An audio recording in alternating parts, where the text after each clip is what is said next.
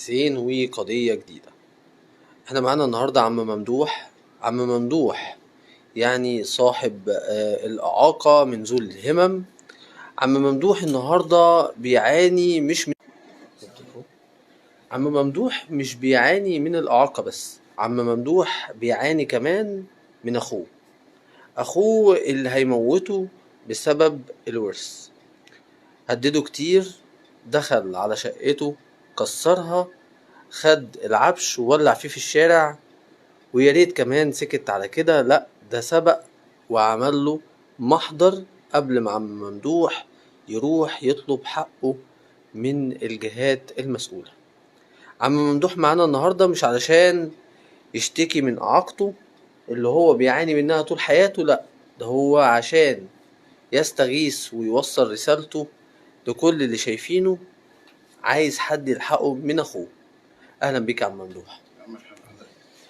احنا طبعا متعاطفين معاك جدا، بس عايزين نعرف ان القصة من اولها. هو حضرتك القصة إن أخويا إجا هو وعياله ومراته ومرت ابنه ودخل علينا. جه هو ومراته وعياله. عمل إيه وبتاع؟ ايه انت هتعمل ايه وانت هتعمل؟ يعني ما أعرفش هما طب اقعد يا عم ممدوح، غابوا حوالي اتفضل 4-5 حضرتك.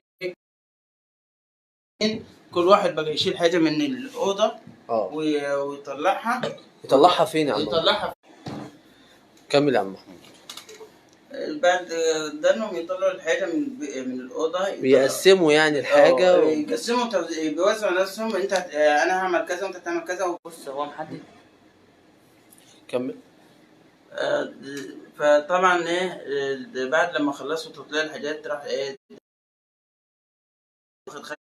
وهم الخمسه كانوا على ابني عمالين دايره حواليه وعمالين يضربوا فيه. ابنه الصغير عمال يعيط من ايمن.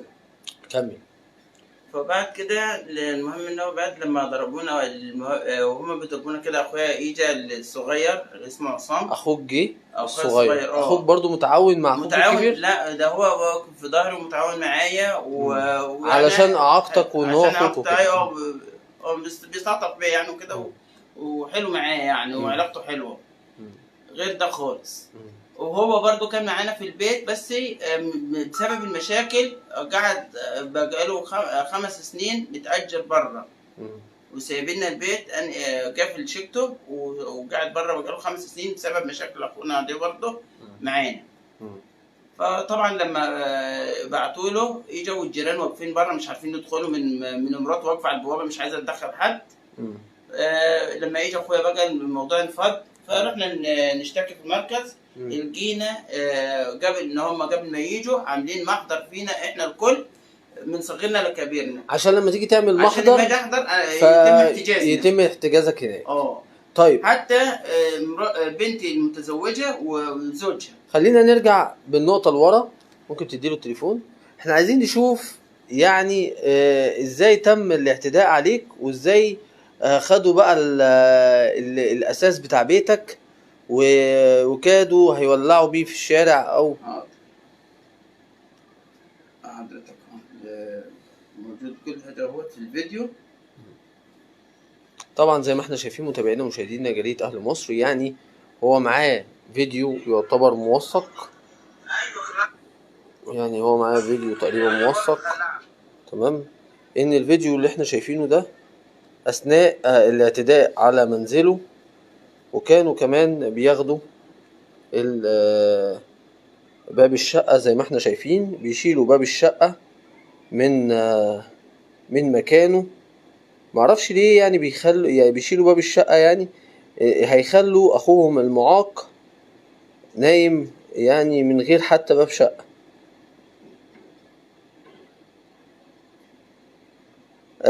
عم ممدوح انت قلت لي ان هو اخوك جاب خشبة وضربك بيها. خلعها من كرسي الانتريه وضربني بيها واصابني في كتفي وعدة اصابات وكدمات. كنت رايح المركز على اساس ان انا تعمل تقرير طبي المحضر وكده وتقرير طبي ومعاينه للتبديدات اللي تمت. ولكن لقيت ان هم حرروا محضر مسبق عن الضرب. فطبعا المحضر دوت منعني ان انا ادخل انا وجميع افراد اسرتي، انا واسره اخويا كامل. يعني هم طبعا عمل لك محضر مسبق بحيث ان انت لما تروح يتم احتجازك فور حضورك في قسم الشرطه. بالظبط. طيب خلينا نرجع لنقطه مهمه جدا. انت بتقولي ان هو ضربني وانا مصور جسمي وهو مضروب. تمام. معلش احكي لنا عن وصف ان هو شد خشبه الانتريه ودخل يضرب واحد معاق. يعني انا مش شرط يكون اخوك، ولو واحد عادي، لو بني ادم عادي، هل انه يقدر يمسك خشبه ويجي على معاق من ذو الهمم يضربها؟ يعني يضربه ازاي؟ حضرتك اصل انت برضو بتقول كلام برضو يا عم ممدوح يعني غير منطقي بالمره. حضرتك انا شايف ان هو فعلا بيشيل الاساس بتاع بيتك، ولكن يعني نوضح للساده المشاهدين ازاي في اخ ممكن يشد ال ال ال الخشبه بتاعت الانتريه عشان يضرب اخوه، ويا ريت اخوه بس، لا ده اخوه معاق كمان. هو شالها. يعني الكلام ده فعلا موجود؟ والله حصل، ما هو موجود في الفيديو حضرتك، موجود هنا في الفيديو. الكلام ده صعب جدا. موجود حضرتك اهو في الفيديو. يعني الفيديو بيتم ضربك، الاعتداء عليك؟ لا، تصوير الضرب، بنتي كانت ماسكه التليفون وهي بتنضرب. لا انا عارف ان هو موجود الفيديو اللي هو ان هو صوت الصريخ بتاع بنتي موجود في الفيديو. لا انا بتكلم على استغاثتنا موجوده. ماشي. طيب هات لنا كده صوت البنت في الاخر. ماشي، نعلي الصوت معلش. ده غير انه شاتم القذف، ما انت افتح الصوت وفي حركات من بنته ايحاء كده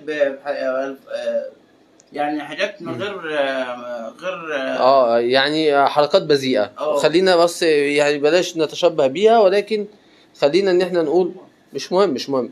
خلينا في طبيعة الامر. خلينا نوصف الموضوع في كلمات مختصرة ومعتبرة. انت تقول ايه لاخوك من خلال جريدة اهل مصر؟ وجه له كلمة. انا كنت عايز ان هو مثلا بيتكلم عن الورث وعايز حاجة او طمعان في حاجة، كان يجي مثلا عايزين نقعد يا جماعه نتصافى ونبقى حلوين مع بعض. هو ما جاش ولا قعد ولا اتصافى. لا انت راجل دلوقتي تم الاعتداء عليك وتم طبعا يعني وضعك في وضع لا يوصف. فاحنا عايزين نعرف. حسبنا الله ونعم الوكيل. تقول لاخوك حسبنا الله ونعم الوكيل. طب وجه رساله للجهات المعنيه والجهات المسؤوله، وناشدهم ان هم يدوروا يجيبوا حق بنتي وعيالي اللي انضربوا. صعبان عليك. والطفل الصغير اللي هو الطفل ده بتاع 3 سنين ينشاتم بالرجل. صعبان عليك بنتك. طبعا. صعبان عليك ولادك. في طالبه جامعيه وهم مش سايبينها في حالها، برضو بيطردوها، ابنها بيطاردها، ممكن يعني مش عارفين نمشي، مش عارفين نعيش في البلد. حتى دلوقتي احنا قاعدين بالايجار بعد الطرد اللي تم. انا مطرود من بيتي من يوم العيد يا استاذ. فطبعا طردك. هو طردك من بيتك. طردك من بيتك. مطرود من البيت. وجاي اللي يجي هنا من اخواتي بنات ولا اولاد اذبحوا وانا هاخد راس واعلقها على العمود. اذبحوا وانا هاخد راس واعلقها على العمود. لا حول ولا قوه الا بالله. قسما بالله. فانا قعدت عند اخويا التاني هيذبح اخوه عشان الميراث. قعدت عند اخويا التاني اللي هو الصغير دوت شهر، وبعدين رجعت ان انا طبعا بني ادم يعني برضو احنا كلنا يعني مدعمين ليك فطبعا حضرتك انا رحت اتاجرت عند ناس، يبقى اخويا متاجر وانا متاجر ماشي. طرد اخوك التاني برضه. دلوقتي هو مش سايبنا بقى، عمال يشتكي في اصحاب الملك، اصحاب البيت اللي احنا متاجرين عنده، في يشتكيهم في ميه، في نور، في تراخيص، في كاني. ليه هو شغال ايه؟ هو شغال رئيس محطه مترو انفاق، كان في المنيب الاول، دلوقتي هو في جامعه القاهره. لا حول ولا قوه. رئيس محطه مترو جامعه القاهره حاليا. بيشتكي الملاك علشان يطردوك. ففعلا هم الملاك دلوقتي يعني جاي دلوقتي استغاثه عاجله. ارجوكم الساده المسؤولين دوروا لي على حل وملكوني من بيتي، محل اقامتي الاصلي بيت والدي. ارجوكم ارحموني من هذا الذل. والله العظيم ان حسبنا الله ونعم الوكيل. اقسم بالله ان انا ما بنام الليل، اقسم بالله، ولا انا ولا عيالي. متابعينا مشاهدينا جريدة أهل حسبنا الله مصر، ونعم زي ما احنا الوكيل. شايفين يعني عم ممدوح صاحب الإعاقة من ذو الهمم ولا بيستغيث. اخويا التاني بيطارده راخر، صاحب البيت برضه بيطارده بسبب المشاكل اللي حاصله مع صاحب الملك. عم ممدوح بيستغيث وبيقول يعني يا وغير ان ريت. هم سرقوا جاب تروسيكلين وخد الاعزال فوق، يعني فوق ال 20,000 جنيه حاجات، الحاجات بتاعتنا الانتيكات وحاجات يعني اللي هي بتاعت اساس البيت السليم خدوها كلها، ووزعوا شيء على الربابيكي وشيء على بيتهم. شكرا. زي ما احنا شايفين عم ممدوح بيستغيث وبيطلب من الجهات المعنية والجهات المسؤولة ان هم يقفوا جنبه حسبنا الله ويساندوه ونعم الوكيل. بعد ما اخوه ربنا يديم هدده في انتصر. وقال لو قربت من بيت والدك ووالدتك هنذبحك ونعلقك على باب البيت.